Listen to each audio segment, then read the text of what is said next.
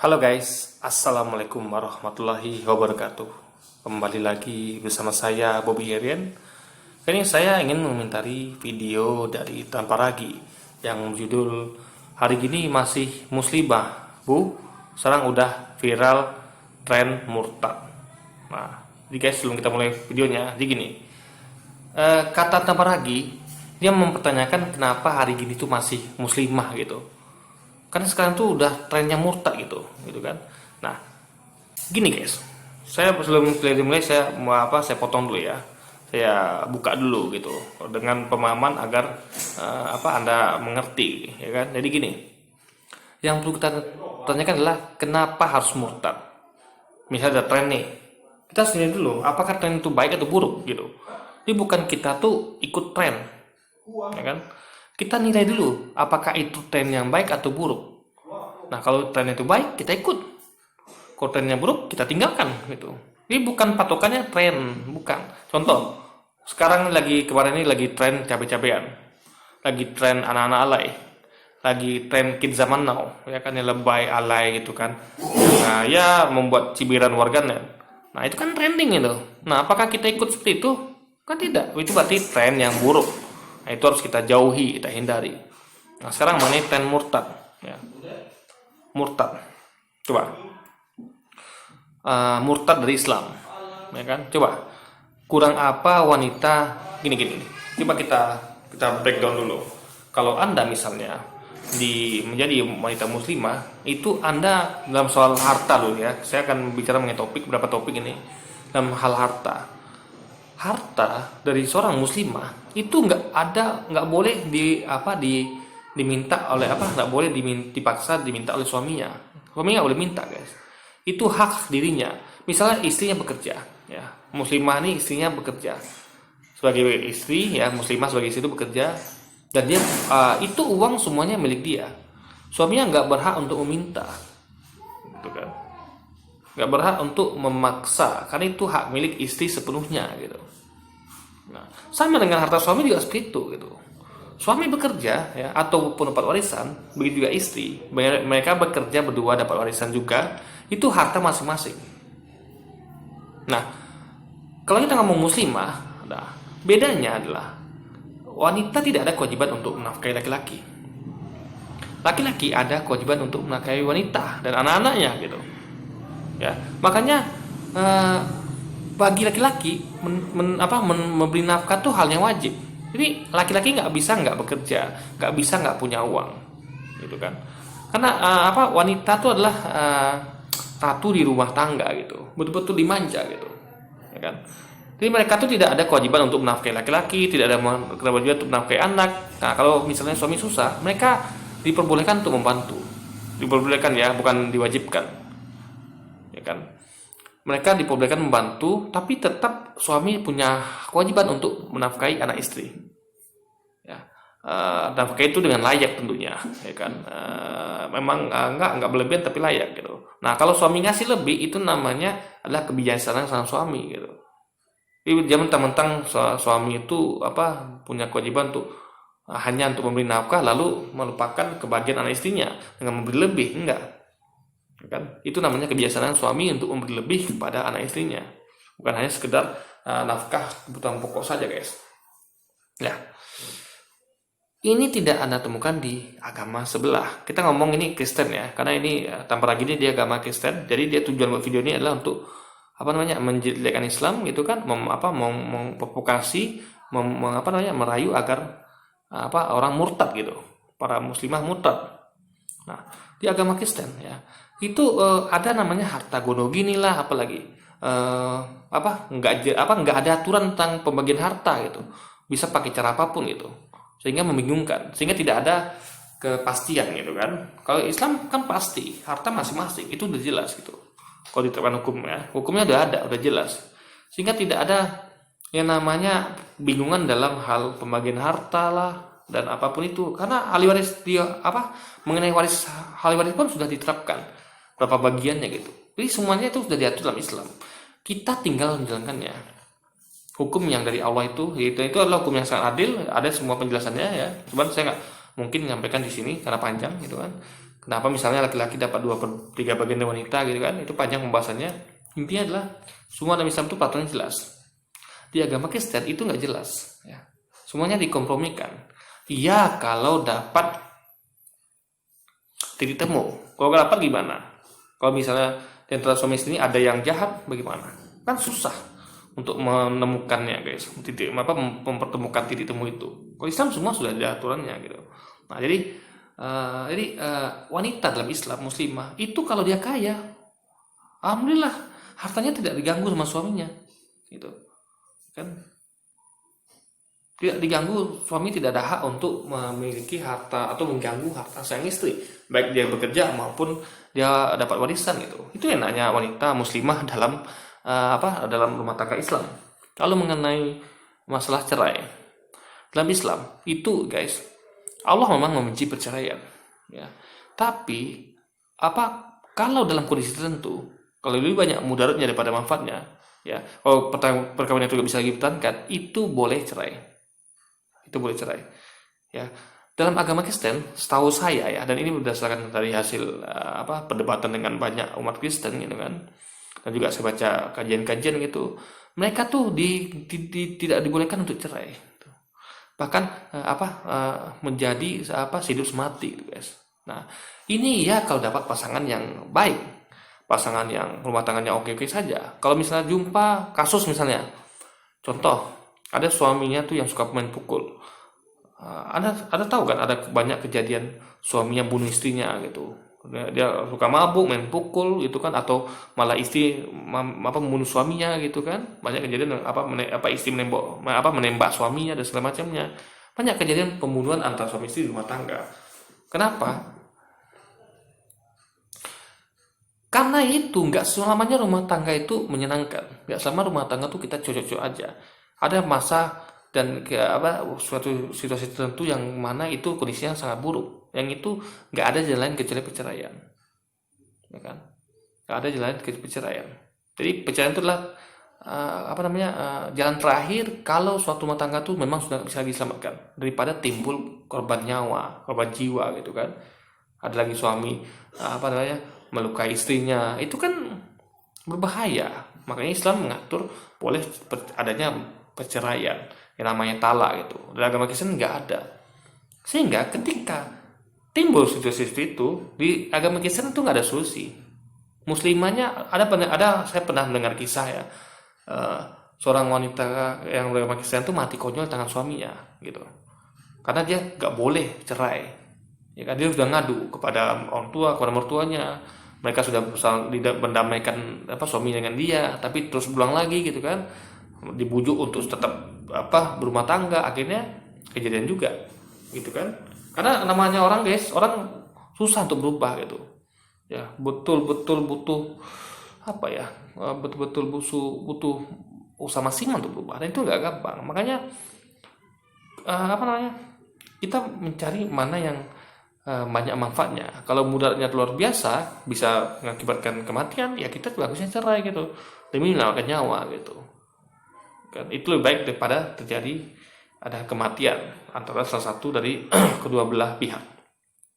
Nah, belum lagi misalnya kalau sang istri selingkuh misalnya, atau suami selingkuh gitu kan. Saya jujur saya nggak bisa nerima pasangan saya selingkuh, guys. Itu berat sekali bagi saya gitu. Nah itu jadi bagaimana? Tapi Islam boleh cerai, ya kan? Ini sekali lagi, guys, Islam itu fleksibel gitu. Dia aturannya tuh ya nggak dipaku harus begitu, tapi ada kondisi tertentu dikasih kelonggaran.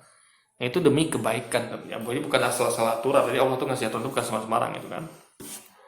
Lalu masalah kehormatan. Muslimah itu sangat dihormati, dihargai. Mereka disuruh diwajibkan untuk tutup aurat. Karena kan kalau dia keluar rumah ya, atau di rumah pun dia ada yang bukan murim, bertamu, berkunjung, dia wajib tutup aurat. Untuk apa? Untuk membungkus dirinya, untuk membungkus kehormatannya agar tidak diganggu. Ada kan di luar sana nih banyak laki-laki yang kita nggak tahu ya, hidung belang ya kan, dia bejat itu, yang kalau wanita nih berpakaian buka aurat, mata mereka kejelatan. Ya syukur-syukur Anda aman. Kalau mereka misalnya mengincar Anda bagaimana? Entah mereka memperkosa Anda, entah mereka mendekati Anda, ya, pria-pria hidung belang ya, yang tentu kita bisa nilai guys, kalau memang pria itu baik ya, meskipun wanitanya dibungkus dibungkus hijab, mereka kalau baik mereka tetap akan akan mendekati wanita tersebut ya. Ada pria-pria yang melihat ini seksi nih, oke, kita dekati gitu. Jadi dia tuh betul-betul hanya mencari mangsa, hanya betul-betul mencari kenikmatan sesaat. Nah, itu tidak akan terjadi dan kecil kemungkinan terjadi pada wanita muslimah gitu. Tentu yang kita tuntut ini wanita muslimah yang bukan hanya segera berhijab, tapi juga menghindari pakaian ketat gitu. Karena di luar sana banyak juga wanita muslimah yang berhijab tapi menggunakan pakaian ketat. Saya tetap mengundang syahwat birahi laki-laki. Nah ini makanya kalau wanita muslimah yang benar itu guys, dia itu tidak memperlihatkan aurat dan tidak memakai pakaian ketat, sehingga tidak ada laki-laki itu memancing hawa nafsu laki-laki, sehingga kehormatan terjaga. Nah itulah yang dilakukan oleh para bidawati, yang dilakukan oleh Bunda Maria. Coba Anda lihat Bunda Maria, Anda lihat bidawati, begitulah berpakaian mereka itu sama dengan para muslimah. Nah kalau Anda keluar dari Islam murtad, Anda pindah ke agama Kristen ya, Anda melepaskan itu semua, Anda menjadi tidak terhormat ya. Anda keluar, kadang ada aturan tentunya kan, tidak ada aturan berhijab gitu, Anda keluar rumah ya, laki-laki akan memandang Anda dengan pandangan pandangan Anda tuh dilecehkan. Jadi guys, pelecehan wanita itu bukan hanya dengan dengan memperkosa atau menyentuh, tapi juga dengan pandangan juga iya guys. Anda dipandang terus gitu kan, aurat Anda dipandangi terus gitu, dan di kepala mereka entah apa yang mereka bayangkan ya, mereka berpakaian mereka menghayalkan yang jorok gitu. Nah, wanita yang mau menjaga kehormatannya pasti nggak rela dirinya jadi objek fantasi seksual para pria gitu, kecuali bagi wanita-wanita yang memang menyayangi hal itu, wanita-wanita yang tidak peduli dengan kehormatannya. Ketika ada laki-laki memandang mereka dengan pandangan nafsu, dengan ketika mereka membuka aurat gitu kan, menampakkan aurat, mereka makin senang. Nah, ini bukan wanita muslimah yang seperti ini. Wanita muslimah itu akan senang dan menjaga kehormatannya. Mereka akan senang kalau dipandangi laki-laki dengan pandangan berfantasi gitu guys. Itu wanita muslimah. Nah, dengan Anda murtad, Anda berubah total menjadi wanita yang tadi, yang bukan wanita yang menjaga kehormatannya gitu. Anda akan gampang dilecehkan. Anda akan gampang dilecehkan. Gitu. Nah, lalu mengenai masalah dan pokoknya intinya banyak hal lain. Kalau Anda murtad, ya kan, kerugian bagi Anda, bagi dia sebagai seorang laki-laki, ya. Tapi kita ngomong gini guys, kita ngomong tentang para muslimah aja ya. Jadi kita fokuskan dulu pada muslimah, dan untuk itu sekarang kita coba tonton videonya, nanti akan kita komentari. Jadi di sini nih ada si Tamparagi mengutip, memotong-motong drama Ustaz. Ada Ustaz Somad ya dan lain sebagainya. Di sini saya terangkan ya. Karena kalau Anda ambil video sepotong-potong, Anda akan gagal paham, ya kan? Makanya biar Anda tidak gagal paham, ya biar Anda tidak terjebak dan terjebak atau tertipu dengan potongan-potongan video yang disampaikan oleh Tamparagi yang tidak bertanggung jawab ini, makanya saya akan jelaskan apa yang disampaikan Ustaz tersebut. Kita mulai videonya. Indonesia sekarang pertumbuhan gereja tertinggi di dunia, 380% per tahun. Dulu umat Islam 99%, sekarang tinggal lebih kurang 80% umat Islam. Hampir 20%. Pertumbuhan gereja kita tertinggi di dunia, 380%. Lihat Nania, pemenang Indonesian Idol, habis sholat subuh murtad. Lihat Asmiranda, udah umroh murtad. Lihat Luqman Sardi, anak Idris Sardi murtad. Subhanallah. Hampir setiap hari saya menerima laporan ada yang murtad, terutama Sunda, Padang, Aceh, Betawi. Ibu jangan anggap enteng ini, Bu. Murtad itu kafir, Bu. Kafir itu neraka jahanam, dijamin masuk neraka. Kaum muslimin. Saya potong lagi. Jadi gini, ini bahan renungan dari Ustadz Muziz Temura. Kalau banyak sudah jadi bermurtad di Indonesia, gitu kan? Dan ini tentu hal yang buruk, ya. Karena kalau kafir itu tempatnya di neraka jahanam, kekal. Itu sudah suatu kepastian. Itu dijelaskan dalam Quran, ya. Jadi jangan main dengan hal ini. Apa Anda mau menggadaikan akhir Anda hanya untuk pindah agama gitu, guys? Jadi hati-hati di sini, gitu. Itu peringatan dan nasihat dari Ustadz muslim orang gitu. Ya kan? Nah, jadi gini guys, memang inisiatif menjadi target pemutatan karena negara kita adalah berpenduduk muslim terbesar di dunia gitu. Makanya ini jadi lahan empuk bagi para misionaris untuk ajang menjadikan lahan untuk pemurtatan. Ya kan? Nah, soalnya kita malu dengan negara-negara Eropa, Amerika, tempat-tempat para pengungsi gitu kan. Di sana malah gereja ditinggalkan. Gereja banyak dijual, gereja banyak kosong gitu kan. Orang banyak yang mualaf di Eropa sama Amerika. Di sini terbalik gitu. Di negara maju malah mereka sadar gitu. Kalau Islam itu agama yang benar, mereka mengkaji, mereka melihat, ya kan? Mereka melihat betapa Islam itu kena fitnah gitu. Islam dikatakan agama teroris itu fitnah. Mereka mengkaji, mereka semakin Islam itu difitnah, mereka akan semakin terik belajar Islam dan mereka mengetahui ternyata itu fitnah yang keji. Mereka mengetahui Islam ternyata tidak seperti itu. Itu dapat dari hasil belajar dan mereka berduit pindah agama Islam di negara-negara Eropa, di belahan negara lain dunia, negara-negara maju terutama di Korea, di Jepang gitu kan. Nah, lucunya di Indonesia malah banyak yang murtad gitu. Nah, ini jadi ya negara maju aja banyak yang mualaf. Kok kita negara yang belum maju malah banyak murtad? Ini jadi pertanyaan gitu. Nah, makanya tingkat pendidikan itu penting gitu. Karena banyak orang murtad tuh ya guys, tanpa ilmu. Ya kan? Karena negara kita akui memang banyak pendidikan tuh harus kita benahi lagi sehingga tidak banyak orang murtad. Dalam hal ini tentu kajian agama, perbandingan agama gitu. Mereka harus diajarkan sejak dini gitu. Sehingga mereka sadar dan mereka tidak kalah dengan negara maju yang berlomba-lomba untuk mualaf gitu. Jadi itu guys mengenai itu yang disampaikan Ustaz Muzi Situmorang. Sekarang kita akan sambung ke Ustaz Zulkifli Ali. Tapi kata Rasulullah, kesibukan para lelaki nanti di dalam surga adalah malu saya ceritakannya nih. Mau terus? Kesibukan para lelaki yang masuk surga di surga adalah memecah perawan istri-istrinya. Bentar, saya potong dulu ya. Ini kan foto dia ini kan ekspresi gitu. Dia nggak paham. Gini, saya tanya, memecahkan perawan istri-istri itu suatu hal yang salah apa benar? Benar, nggak ada salahnya. Yang Anda pecahkan kan perawan istri. Anda bukan pecahkan perawan tetangga atau orang lain. Enggak, yang Anda pecahkan adalah perawan istri Anda gitu. Anda baru nikah, Anda cari apa? Anda cari perawan. Kalau Anda menikah dengan istri yang tidak perawan, ada sedikit rasa rugi, ada rasa penyesalan. Jadi istri pun dia seharusnya gini, karena gini, istri itu kan perawan itu kan untuk kita seharusnya, karena kita yang membeli dia, kita yang mengambil dia dari orang tuanya, kita menafkahi dia. Jadi seharusnya kita lah yang mendapatkan itu seharusnya, yang merasakan itu. Tapi sayangnya sekarang banyak kejadian perawan itu dikasih sukarela dengan pacar gitu kan, dengan gampang wanita itu menyerahkan keperawanannya bukan pada suaminya. Itu menjadi catatan sekarang ini yang harus kita perbaiki. Sehingga ketika nanti menikah, suaminya nggak dapat itu lagi gitu. Jadi gini logikanya guys, ya.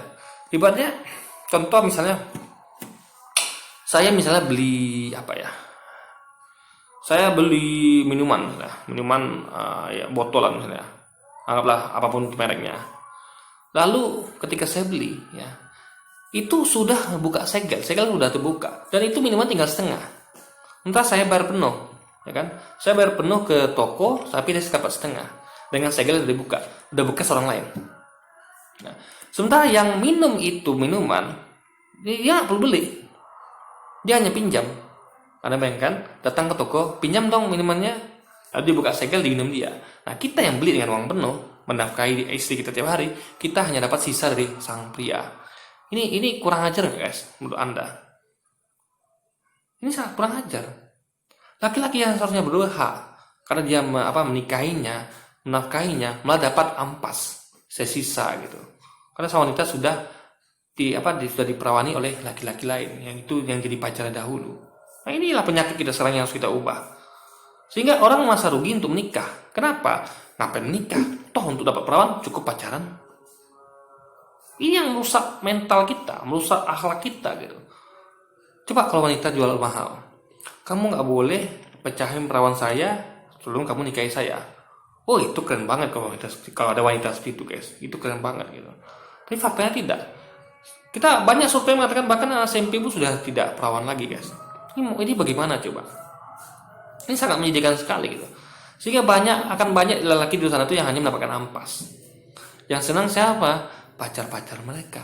Yang mereka dengan enak pacaran lalu mereka tinggalkan. Kan? Laki-laki yang bertanggung jawab, yang menikahinya dapat ampasnya. Ini menyedihkan sekali gitu. Sama seperti analogi yang tadi. Beli minuman di botolan di warung tapi dalam posisi segel terbuka, minuman tinggal setengah bekas orang lain dari minuman lain, entar dia bayar penuh. Ini menyedihkan sekali guys. Nah, jadi mencakap perawan istri-istri itu adalah suatu hal yang bagus, malah hal yang indah, hal yang memang seharusnya gitu. Gak pasti sekarang yang mencakap perawan itu adalah bukan suaminya. Jadi yang dibicarakan sekarang perawan ini bukan perawan istrinya, tapi perawan agar seorang. Nah, itu yang salah gitu. Nah, jadi tanpa lagi nggak ngerti akan hal ini. Meskipun nyambil sepotong, dia tetap menunjukkan ketidakpahaman dia. Maka di sini saya buat agar dia paham dan ada yang nonton juga paham gitu guys. Nah, memecahkan perawan istri ya, di surga nanti guys, itu laki-laki mendapatkan kenikmatan, istrinya akan selalu perawan.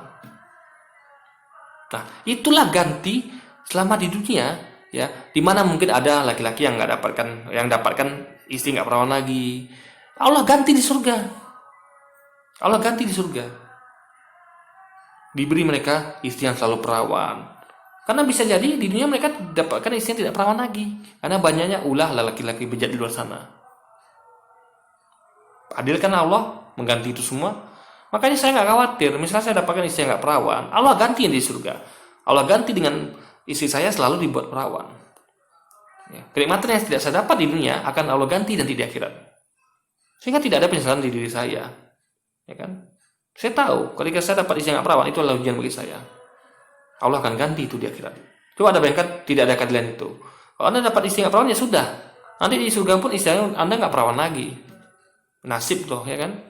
Sementara orang yang sudah dapat perawan di dunia ya kan, dia tidak menyesal. Di dunia sudah dapat perawan, dia pernah tahu rasanya bagaimana mencakap perawan gitu. Orang-orang baik bagaimana? Coba yang orang-orang baik yang apes istrinya sudah tidak perawan lagi bagaimana? Allah ganti itu di akhirat. Itu poinnya guys. Lalu yang kedua, di surga nanti nggak ada perasaan iri, perasaan marah, perasaan curiga, perasaan cemburu, perasaan sakit hati. Semua perasaan-perasaan itu Allah hilangkan. Allah ganti hanya perasaan kesenangan, kenikmatan, keceriaan, kebahagiaan. Hanya itu perasaan yang ada di surga nanti. Sehingga ya, tidak ada lagi perasaan iri, dengki atau cemburu, itu nggak ada lagi gitu. Nah, suami ya mencakap perawan istri-istrinya, ingat istri-istrinya, bukan perawan yang lain. Nah, gini, nanti istri kita yang soleh, Allah akan jadikan dia di surga nanti ratu bidadari. Ini ada di hadis Nabi Sallallahu Alaihi Wasallam, di hadis. Ini nggak ada di Quran. Jadi ada kalau cari di hadis ya, saya lupa hadisnya, tapi Anda bisa cari di situ mengenai istri yang kita yang soleh itu akan jadi ratu bidadari. Jadi kita nanti dikasih istri juga di surga, ya, berupa pelayan-pelayan yang cantik itu. Tapi enggak, jumlahnya bervariasi. Enggak semua orang mendapatkan 72 bidadari, enggak. Itu hanya bagi para yang mati syahid. Ada yang bahkan cuma dapat 1, 2, ada yang bahkan enggak dapat lagi kan. Jadi semua itu bervariasi. Dah. Cuman kalau kita punya istri kita akan jadi ratu bidadari yang paling cantik dari semuanya. Secantik apapun wanita bidadari surga, istri kita jauh lebih cantik lagi. Karena dia adalah ratu bidadari yang paling cantik di surga. Di tiap mata laki-laki istrinya adalah paling cantik. Allah buat itu. Sehingga ini sama misalnya gini. Anggap saya punya 10 mobil. 1 mobil Ferrari, 9 mobil itu ada Corolla Altis, apalagi Honda Jazz, yang mobil-mobil yang di bawah standar, bukan di bawah standar ya, mobil-mobil standar yang enggak sebagus Ferrari. Nah, ini mobil akan selalu baru. Meskipun Ferrari saya pakai, besoknya baru lagi. Nah, Anda bayangkan mobil apa yang saya pakai tiap hari? Ferrari. Saya tidak akan pakai mobil lain. Mobil itu bagi saya hanya hiasan gitu, hanya pajangan. Saya tetap akan memakai Ferrari karena Ferrari-nya diperbarui terus setiap hari. Sama seperti perawan tadi, sama-sama perawan semuanya. Tapi istri yang kita pakai maupun yang lain kita setubuhi, dia perawan lagi. Nah, istri kita ratu bidadari. Anda bayangkan ratu bidadari yang cantik, ngapain lagi kita sama yang lain kalau istri kita cantik, coba? Kita nggak bakal berpindah ke yang lain. Yang itu hanya untuk hiasan atau kita suruh. Ada bayangkan di dunia itu kita nanti menjadi raja, gitu kan? Kita tuh apa yang kita mau tuh tinggal minta. Kan? Pelayan ambilkan kopi, ambilkan susu. Itu tinggal perintah. Itu akan kenikmatan terbesar nanti. Gitu. Allah kasih itu semua di kita. Anda tahu, Anda bayangkan ya, di dunia ini apa yang orang inginkan? Ya, orang paling orang inginkan adalah di rumah santai, semua lengkap sedia. Ada yang nyuciin baju, ada yang ngasih buatin makanan, dia tinggal makan, tinggal tidur, ya kan? Bahkan mandi pun dimandiin kalau bisa, ya kan? Jadi dia tinggal enaknya aja gitu, dia tinggal terima bersih. Itu impian orang-orang. Makanya ada orang kaya tuh mempekerjakan pembantu banyak. Ada yang tukang bikin kopinya, ada yang tukang bikin ada tukang ngurut dia, ada yang tukang cuci bajunya, macam-macam. Itulah bukti orang kaya yang ingin hidup enak. Dari surga ya seperti itu gitu. Di pelayan itu gunanya adalah untuk melayani kita. Bukan hanya kebutuhan seksual. Jadi Anda yang berpikir itu mengenai hanya kebutuhan seksual, tidak. Banyak kebutuhan kita bisa dilayani. Anda mau minum, mau makan, mau mandi, semua sudah disiapkan oleh mereka. Anda tinggal terima bersih. Dan enaknya lagi, yang melayani Anda itu adalah bidadari-bidadari yang cantik. Yang wanita yang melayani Anda adalah bidadari yang ganteng-ganteng. Udahlah ganteng, cantik, ya kan? Ligat lagi. Apa yang Anda mau langsung dikerjakan. Anda bagaikan bos di sana. Bagi Anda yang nggak pernah jadi bos di dunia, Anda akan merasakan jadi bos di akhirat nanti, di surga nanti. Itu indah sekali, guys. Itulah keadilan. Kan? Jadi semua orang akan mendapatkan kenikmatan yang belum pernah dicicapnya di dunia gitu. Nah, apa lagi yang saya sampaikan tadi ya? Lalu masalah apa tadi ya? Saya lupa, guys. Bagi yang orang-orang yang tidak punya pasangan di dunia, misalnya misalnya saya punya adik saya ini belum nikah dan dia keburu meninggal. Nah, dia kan nggak punya pasangan itu. Nah, di surga nanti kita semua tuh berumur sama 33 tahun. Nggak ada anak kecil, orang dewa, kakek nenek nggak ada. Semuanya di umur 33 tahun semuanya. Nah, itulah nama keadilan. Coba Anda bayangkan ada anak kecil. Wah, enak banget, tinggal jitak kepalanya gitu kan. Atau ada orang tua di surga, wah mereka berjalan bungkuk gitu, nggak enak. Yang muda gesit bergerak. Makanya umur semua disamakan 33 tahun agar tercipta keadilan. Nah, bagi yang meninggalnya anak kecil yang belum sempat punya pasangan, yang belum sempat punya istri, atau misalnya kayak Bunda Maria tuh kan sampai meninggalnya dia nggak punya suami. Nah, bagaimana mereka di surga? Sementara yang lain tuh punya pasangan semua. Coba, mereka itulah bidadari itulah yang menjadi pasangan mereka. Jadi jangan itu logika itu harus dipakai. Di bidadari itu, guys, bukan hanya untuk pemuas seksual, tidak. Itu hanya bagi Anda yang berpikiran kotor. Pecah perawan. Nah, yang dipecahin perawan kan istri dia, istrinya. Kenapa Anda yang sibuk gitu? Kecuali kalau dia pecahin perawan istri Anda, istrinya tambah lagi dipecahin perawannya, atau anaknya tambah lagi dipecahin perawannya, oke. Dia tidak. Dia memecahkan perawan istri-istrinya. Dan itu sah, halal, baik, malah bagus malah. Ya.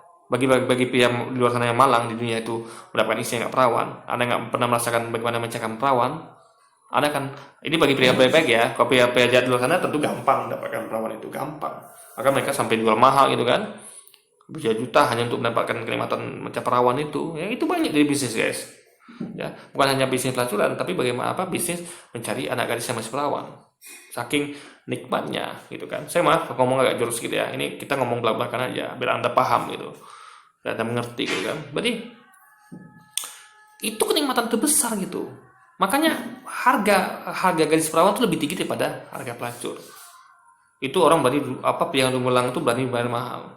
Ya kan? Nah, untuk pria baik-baik mereka nggak mungkin lakukan itu. Bagi mereka itu haram. Makanya ketika mereka dapat istri perawan ya sudah, mereka cuma bisa ngurus dada dan istighfar, dan mereka tahu nanti Allah akan ganti itu di akhirat. Allah akan kasih istri mereka dalam keadaan perawan dan terus menerus perawan, sehingga mereka apa yang mereka dapatkan di dunia akan mereka dapatkan di akhirat. Kalau laki-laki masuk surga dikasih bidadari 7 orang, bagaimana dengan wanita? Apakah dapat 7 pangeran? Wanita yang terlintas di pikirannya ingin dapat 7 pangeran tak masuk surga. Kalau ada ibu berpikir akan masuk surga, lalu punya suami 7, itu dijamin tak masuk surga. Tidak benar. Kita potong ya. Nih. Karena kita yang mengenal adalah di Alkitab pun, ini kan kita ngomong mengenai Alkitab, karena tanpa lagi ini dia udah sama Kristen. Di Alkitab pun kita nggak pernah mendengar ada seorang istri yang laki-laki punya suami lebih dari satu. Yang ada laki-laki suami yang punya istri lebih dari satu. Ada Salomo, Daud, dan banyak lagi yang lainnya di Alkitab ya kita ngomong. Ya. Jadi guys, kenapa? Kenapa laki-laki itu yang punya istri lebih dari satu? Kenapa nggak istri punya suami lebih dari 2? Lebih dari 1 gitu. Ini ada logika deh guys, saya sampaikan ya. Karena bayangkan misalnya gini, saya punya istri 3 atau 4 lah maksimal ya. Ketika saya mau punya anak, ya itu jelas bapaknya siapa? Bapaknya saya. Istri pertama bapaknya saya. Istri kedua anaknya itu adalah bapaknya saya. Sampai istri keempat. Anda bayangkan kalau istri yang punya suami lebih dari 1. Coba, ya kan? Dia berhubungan dengan 4 pria, kalau lagi gantian gitu kan? Itu anak punya siapa? Ribet kan? Anda coba Anda jawab, pertanyaan sederhana ini aja. Wanita yang punya suami 4, ketika punya anak, itu anak siapa? Ribet. Anda harus tes DNA, gitu kan? Karena bercampur, air mani bercampur, genetikanya bercampur. Makanya Allah tuh membuat tidak ada poliandri, yang ada poligami gitu. Suami beristri lebih dari 1. Nggak ada istri bersuami lebih dari 1, itu nggak ada. Jadi guys, ini masalah Ini masalah ini logikanya seperti itu gitu. Jadi kalau Anda pahami ya, kenapa alasannya gitu. Makanya gini. Kenapa suami istri itu nggak boleh punya dari 1 suami? Itu alasannya gitu. Dan itu logikanya. Makanya tempat lagi harus belajar dulu tentang itu. Ya. Jadi istri itu istri itu ya, ingat hanya ada 1 imam. Ya, imamnya laki-laki, bukan wanita. Makanya ada 1 imam. Nggak mungkin makmumnya imamnya itu ada banyak, nggak mungkin. Ada sholat tuh imam 1 atau 2? 1. Kalau imam 1 berhalangan ganti imam lain. Nggak ada orang sholat tuh imamnya 5 gitu depan, nggak ada. Atau rumah tangga pun imamnya 5, nggak mungkin gitu. Ya kan? Istri menikah dengan lebih dari 1 suami. Siapa imamnya katanya? Siapa imamnya? Dan keempat laki-laki itu siapa imamnya? Bingung kan jawabnya kan? Nanti istri ikut siapa? Coba Anda bayangkan, istri ikut siapa? Coba. Suami A bilang, "Dek, kamu masak ubi." Suami B bilang, enggak suka ubi, jangan masak masak tahu. Istri ikut siapa coba? Kalau 4 imamnya, Anda bayangkan coba. Tapi kalau imam 1, ya enteng. Imam perintahkan, istri pertama kamu masak tahu, istri kedua kamu masak tempe. Selesai. Mereka akan ikut kepada 1 imam yang sama. Itu logikanya kenapa hanya boleh 1 imam dan nggak boleh lebih dari 1 imam. Nah, makanya itu sebab juga alasan kenapa wanita nggak boleh bersuami lebih dari 1. Tapi laki-laki boleh beristri lebih dari 1. Dan itu ada di Alkitab juga. Ya kan? Daud punya 99 istri, Salomo juga, banyak gundik juga kan? Itu sudah ada di Alkitab. Dan itu tidak pernah ada larangan di Alkitab untuk para nabi, para raja itu untuk tidak berpoligami, nggak ada larangannya, guys. Diperbolehkan gitu. Bahkan di Alkitab itu ada aturan yang mensyaratkan apabila Anda beristri lebih dari 1. Ada aturannya gitu. Ayatnya ada. Gitu. Anda bisa cari sendiri gitu kan. Saya ulangi, tidak benar bahwa Nabi Muhammad sudah dapat jaminan surga. Surga itu hak prerogatif Allah. Itu kiai sebesar apapun, setaat apapun, jangan pastikan bahwa dia masuk surga. Sebaliknya, manusia sedurhaka apapun, jangan pastikan bahwa dia pasti masuk neraka, karena itu hak prerogatif Tuhan. Oke, saya bahas dulu ya. Ini siapa lagi nggak paham kan? Sekarang kita akan bahas tentang Profesor Dr. Quraish Shihab. Ini guys, kesalahan beliau adalah menyamakan nabi dengan ulama. Nabi itu berada di tingkatan yang lebih tinggi dari ulama itu. Nabi adalah manusia nomor satu, manusia mulia di depan Allah gitu. Lebih mulia daripada ulama. Ulama juga mulia. Tentu kita ngomong ini ulama yang benar-benar ulama ya, bukan ulama kaleng-kaleng. Betul-betul ulama yang betul-betul dia berpegang pada sunnah ya, pada Quran dan hadis.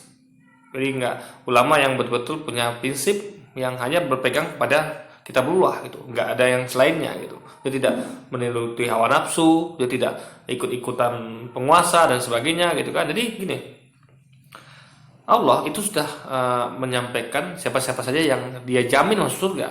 Disampaikan melalui lisan Nabi Muhammad, dan itu ada di Quran hadis. Allah sebutkan siapa-siapa saja yang mereka jamin masuk surga. Jadi jaminan ini langsung dari Allah gitu. Bukan dari siapa-siapa. Nah, jadi Allah sudah menentukan siapa-siapa saja yang masuk surga itu sudah Allah tentukan. Berapa di antaranya gitu. Kita tahu sah surga itu adalah beriman, lalu beramal soleh, alias bertakwa. Dua itu syarat yang harus kita penuhi untuk masuk surga. Nah, jadi gini, sama kayak gini misalnya gini guys. Misalnya Allah itu adalah guru, anggaplah kita sama apa? Ini bukan berarti maksudnya betul-betul gitu ya. Analogi ini cuma analogi guys. Anggaplah guru di depan kelas. Guru ini membuat suatu ujian. Nah, kita tahu kriteria ujian itu adalah minimal dapat 6 baru lulus. Dapat 7, 8, 90 lebih bagus lagi. Ranking 1 mungkin pegang 10. Jadi semua itu sudah ada tingkatannya. Lulus 6 tuh lulus gitu kan. Lulus ujian. Nah, kita untuk mendapatkan lulusan itu kita harus rajin belajar. Karena kita yakin ujian dengan benar, sehingga kita minimal dapat nilai 6 gitu kan. Nah, cuman ada orang-orang yang langsung guru tuh garansi untuk langsung lolos ujian. Misalnya Budi, Andi misalnya nih. Nah, itu langsung langsung guru yang ngasih jaminan gitu. Langsung guru sebutkan. Nah, sama kayak Nabi Muhammad, para sahabat, Bilal gitu kan, yang kata Nabi itu sendalnya sudah kedengaran di surga gitu kan. Itu sudah adalah orang-orang yang Allah jamin sendiri, Allah langsung yang ngasih garansi untuk mereka pasti masuk surga. Nah, memang benar surga itu adalah hak prerogatif Allah, tapi Allah sudah tentukan orang-orangnya. Nah, yang lain yang belum Allah sebutkan namanya, nah kita tinggal introspeksi diri. Apakah kita sudah beriman dan beramal soleh?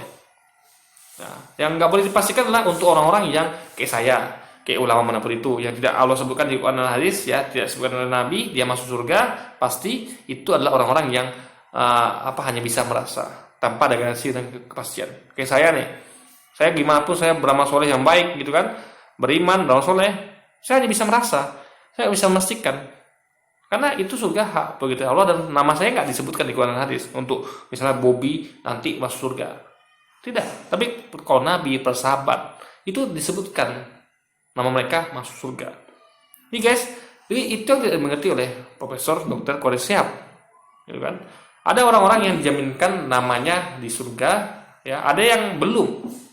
Nah, cuma kita tahu bagaimana menggapainya, beriman dan beramal soleh. Ya kita terapkan itu. Untuk kita nggak ada namanya, ya kita berusaha lebih keras dari dari para orang-orang yang sudah dijamin namanya, guys. Ini hanya masalah perbedaan antara orang-orang yang sudah dijaminkan namanya, disebut namanya Quran dan hadis, ya. Orang-orang siapa di surga dijamin, dengan orang-orang seperti kita yang harus tetap beriman dan beramal soleh. Karena kita nggak ada jaminan, karena kita nggak ada nama kita sebut. Nah, yang penting kita tahu rule-nya, bagaimana cara untuk gapai surga, guys. Jadi itu poinnya gitu, yang tidak dipengerti oleh tanpa lagi, sehingga dia motong-motong video itu kalau Anda nggak paham ini, maka saya terangkan, Anda bisa terjebak oleh penggiringan opini. Kalau ini kenapa sih Anda masih muslimah hingga kini gitu kan? Makanya saya membantah di video ini, guys. Nikah masuk Islam pura-pura, begitu punya anak diancam, ikut kamu dibaptis atau saya kawin lagi, kamu dibaptis atau saya kawin lagi, atau saya kawin lagi. Akhirnya aku mengalah, masuk Nasrani. Nah, yang paling mengerikan ke depan ini saya pergoki adalah itu ada di kurung, ya. Itu fakta yang Ustadz Muzir temukan. Jadi bahaya, guys. Makanya bagi wanita muslimah jangan main dengan pria-pria non muslim, ya.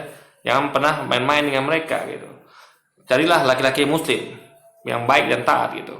Kenapa Anda main-main dengan lelaki non muslim? Kalau nanti agak takutnya Anda dipermainkan gitu kan. Jadi gini guys, itu kalau bisa lelaki ini jangan nikah karena agama gitu. Dia harus jadi muslim dahulu baru dia nikahi Anda gitu.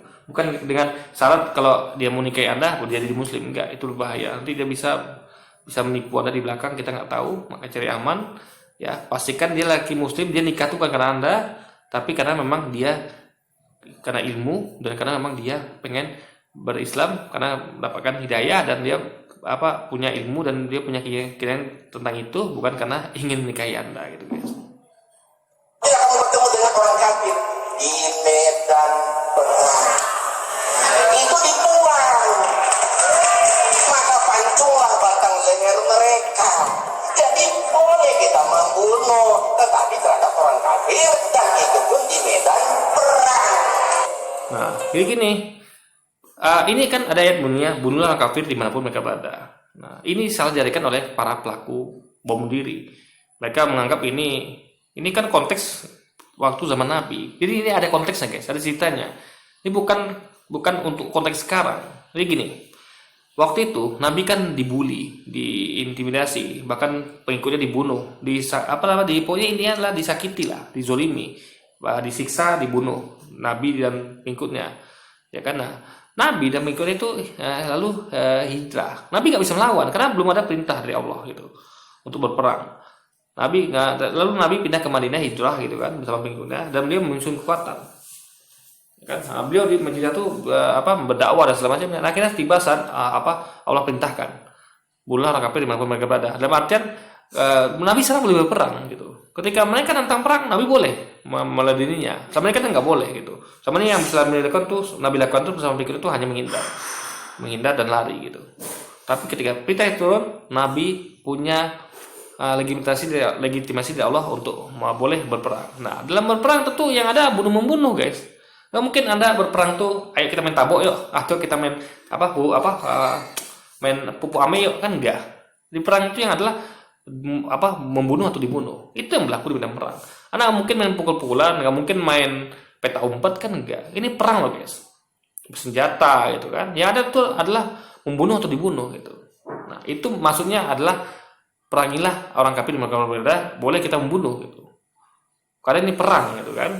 Karena yang berlaku di perang adalah membunuh atau dibunuh. Nah, bagi yang serdadu yang menyerah, itu kita nggak boleh. Kita nggak boleh membunuhnya. Kita harus ampuni dia.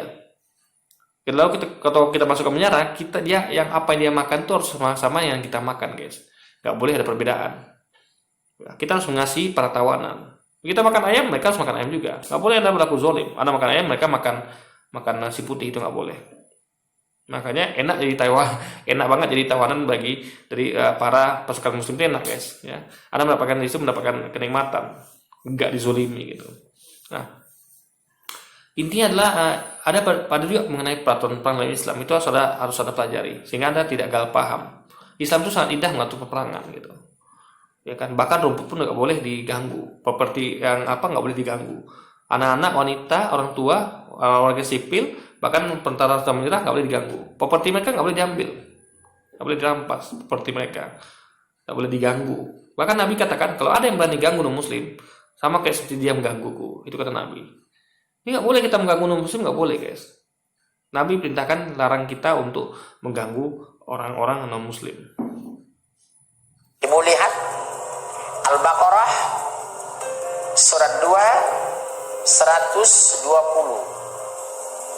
Walan taradha ankal yahud walan nasara hatta tattabi'a millatahum qul inna hudallahi wal huda.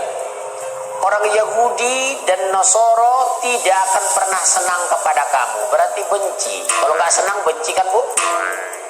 Sampai kamu mengikuti millatahum. Kenapa sampai terjadi seperti ini? Saya jadi Terbukti yang disampaikan oleh Ustaz Muzil Semorang. Buktinya siapa? Ini yang terdekat, tanpa lagi. Ya, dia nggak suka kepada Islam dan dia berusaha untuk gimana pun cara memprovokasi, membuat narasi agar kenapa sih wanita Anda masih muslimah? Kenapa Anda nggak murtad aja? Udah banyak seorang orang murtad. Dia mau ngiming-ngimingi, membujuk. Dalam artian dia pengen mengatakan, ngapain muslim jadi muslimah? Murtad aja. Karena sekarang yang tren murtad. Anda kalau nggak ikut tren, Anda ketinggalan. Itu narasi yang mau dibangun. Ini bentuk kebencian dia kepada Islam. Ya. Jadi bentuk dari, kan katanya kan sesungguhnya mereka tidak akan suka sebelum kamu ikut agama mereka. Nah, dia teman lagi dia akan suka kepada kita sebelum kita ikut agama dia. Maka dia terus melakukan hal ini, memprovokasi, menghina Nabi, menjelekan Islam gitu kan, memfitnah, ya kan? Jadi ini buktinya jelas di depan mata kita ada, yaitu tanpa ragu itu sendiri, guys. Jadi sekali lagi, maha benar Allah dengan segala firman-Nya, apa yang Allah sampaikan di Al-Quran itu benar, terbukti. Islam Kristen itu amrosi bom Bali, iman saya goncang. Ada satu agama yang membolehkan manusia membunuh manusia lain karena perbedaan keyakinan. Dari seluruh agama yang ada di muka bumi ini, hanya satu agama yang mengizinkan boleh membunuh manusia lain karena perbedaan keyakinan, yaitu Islam. Nah, ini Ustaz, apa pendeta Saiful Ibrahim nggak paham gitu kan? Dia menyamakan bom Bali dengan ajaran Islam. Kalau benar itu bom Bali ajaran Islam, ya, itu berarti semua orang dalam melakukan bom diri. Saya akan melakukan bom diri. Saya akan kerjakan, saya akan ngebom aja, guys. Ada bayangkan di Indonesia ini ada berapa juta umat Muslim, di dunia juga. Ada berapanya orang seperti Amrozi? Ada berapa? Nggak ada sujung kukunya, guys. Kalau memang itu ajaran Islam, maka kami semua sudah ngebom di sana sini, gitu. Mereka sesat. Itu yang harus kita teruskan, gitu. Jadi gini, apa namanya? Makanya pendeta Saiful Ibrahim ini nggak paham, tapi dia ngomong, gitu kan. Jadi gini, guys. Membunuh itu dalam medan perang. Karena pelaku adalah membunuh atau dibunuh, gitu. Dalam keadaan nggak perang, nggak boleh melakukan itu. Makanya Islam tuh sangat menghindari, bahkan Islam tuh, guys, mengharamkan nuklir atau bom yang ditakutkan nanti menimpa orang lain nggak bersalah. Maka Islam tuh gentle, one by one, gitu. Nggak mau, makanya Islam tuh melarang senjata yang digunakan massal, kecuali kalau bom dilempar jelas musuhnya. Misalnya di depan sana tuh musuh semua tuh, silakan lempar. Tapi kalau di keraguan ada masyarakat sipil nggak boleh pakai bom. Gitu. Anda harus pakai senjata manual, gitu. Ini sekali, guys, ini Amrozi CS itu bukan ajaran Islam, gitu. Bahkan seluruh ulama dunia itu mengutuk keras dari itu, gitu kan. Itulah orang-orang yang ngerti Islam tapi melakukan bom diri, dan itu dibenarkan pula oleh Tamparagi dan Saiful Ibrahim sebagai bentuk ketidakpahaman mereka akan ajaran Islam. Waqtuluhum haitsu saqiftumuhum. Al-Baqarah 191. Bunuhlah mereka di mana saja kamu jumpai mereka. Nah, faktanya ada nggak Saiful Ibrahim dibunuh? Itu kalau umat Islam menjalankan itu, guys. Kalau memang itu artinya, tafsirnya, itu Saiful Ibrahim dibunuh waktu itu juga. Tapi tidak, kan? Nah, jadi ini adalah Anda tidak paham, tapi Anda buat video seperti ini, gitu. Untuk seakan-akan itu benar, padahal Anda yang nggak paham, gitu, guys. Kenapa sampai terjadi seperti ini? Itu ada dikurung. Ya, apabila kamu bertemu dengan orang kafir di medan perang, itu dibuang, maka pancunglah batang leher mereka. Jadi boleh kita membunuh, tetapi terhadap orang kafir, dan itu pun di medan perang. Kaum muslimin, tapi kata Rasulullah, kesibukan para lelaki nanti di dalam surga adalah, malu saya ceritakan ini. Mau terus? Kesibukan para lelaki yang masuk surga di surga adalah memecah perawan istri-istrinya. Ibu orang Bogor datang ke rumah. Anaknya anak muda umur 24 tahun. Enak, dia bilang. Mau lebaran menghadap anaknya sama dia. Maaf ya, Ma. Saya habis lebaran mau pindah agama.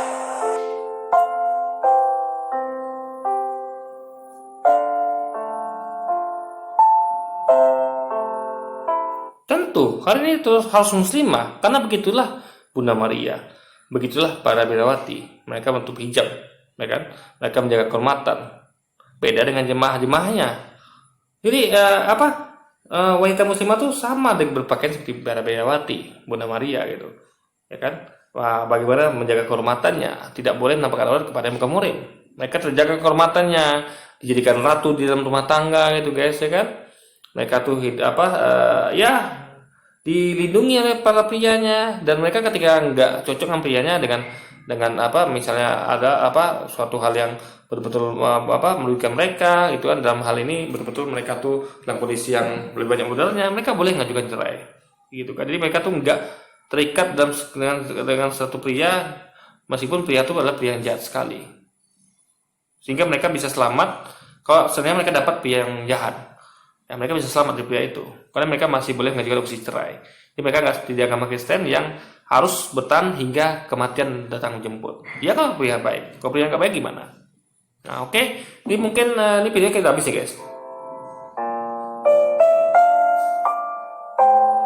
Kalau salah saya musik lagi ya.